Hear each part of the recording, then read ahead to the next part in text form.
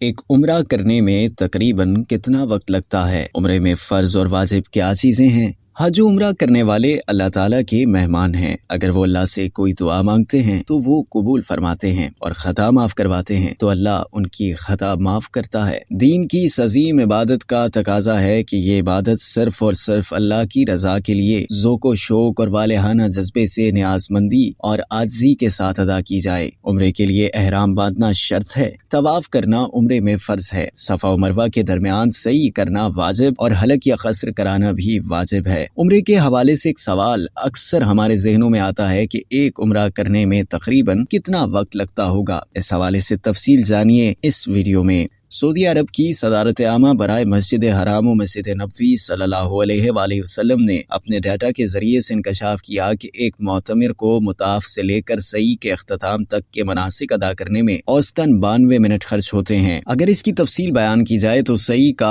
औसतन दौरानिया 42 मिनट था। तवाफ के बाद सई तक जाने में औसतन 11 मिनट लगे और तवाफ करने में औसतन 39 मिनट लगते हैं। सदारत आमा बराए मस्जिद हराम व मस्जिद नबवी सल्लल्लाहु अलैहि वसल्लम ने कहा कि उम्रे के सफर के आगाज से लेकर आखिर तक कुल औसतन 92 मिनट लगते हैं। अब तक के लिए इतना ही। मज़ीद जानने के लिए सब्सक्राइब कीजिए डेली जंग यूट्यूब चैनल और लाइक कीजिए डेली जंग फेसबुक पेज।